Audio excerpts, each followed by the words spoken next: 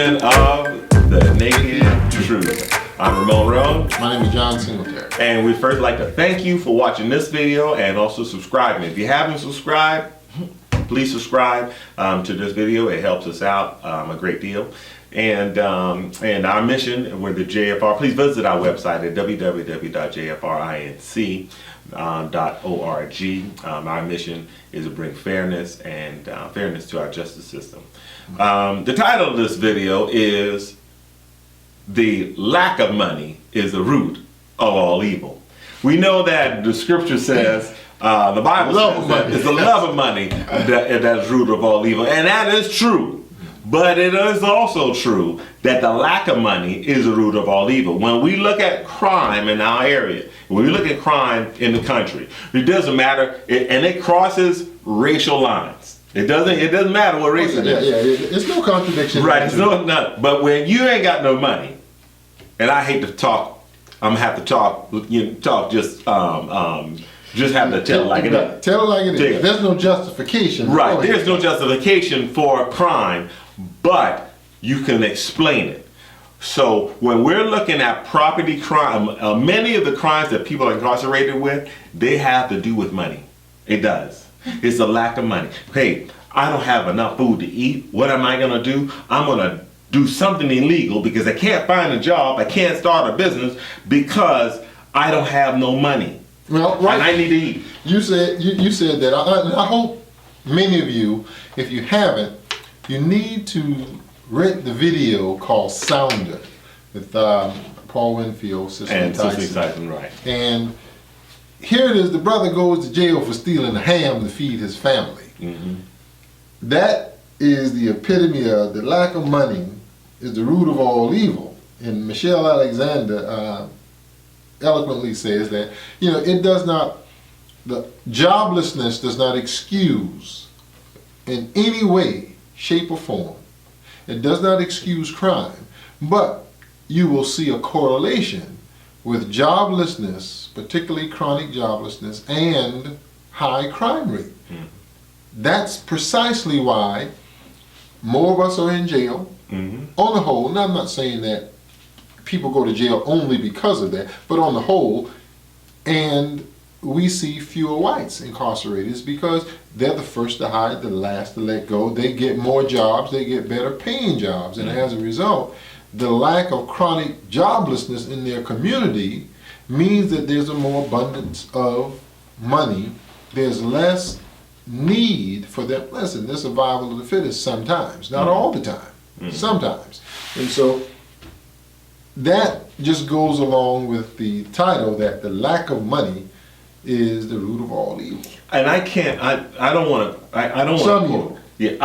quote because I can't remember the actual number that the statistic was, but they were saying there's a high percentage of those that are incarcerated is because of property crimes. Either they're trying to get money, make money, or take somebody else's money. It had property, money, or things had something to do with it. The young boy, the twin brother that was killed in Chicago, they wanted to steal his jacket or shoes. Mm-hmm. All right, that's a property crime. We're thinking about that. I mean, it's the lack of money of the suspect who don't have the money and want to take whatever you have, who have the money. So give them equal opportunity, and oftentimes, right, not all the time, but oftentimes, you won't have to even deal with that issue. You won't have to deal with that issue. And like I said, we understand that there is no excuse for it. None. But there's the correlation between it, and we can do something about it. North Charleston is our hometown. We've got 50% of the population African American, and we comprise 73% of the people in the jail. Mm-hmm. They're 38% of the population and only 23% of the people in jail, but they get 85% of the jobs, the contracts, and resources, where we get 15%.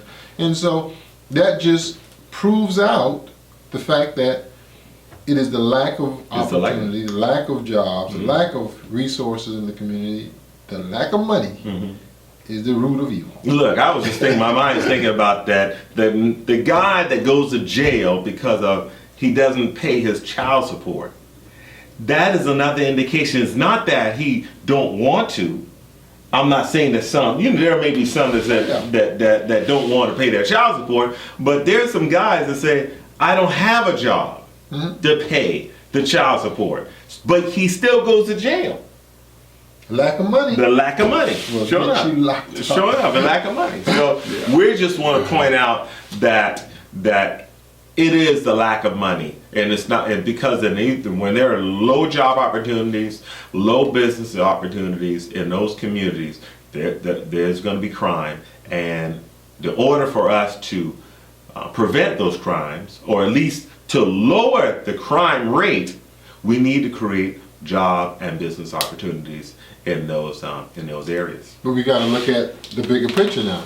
We understand it's the lack of money in our neighborhoods, and we got to thank Cornelius for that title. Yeah. But when we do go to jail, or we are put in jail, there's government contracts attached to that, and those government contracts that attach to that brings about more money for whoever gets the contract. And John, let me say this here. Us. On that end, it's the love of money. It's the love. It's the love of money.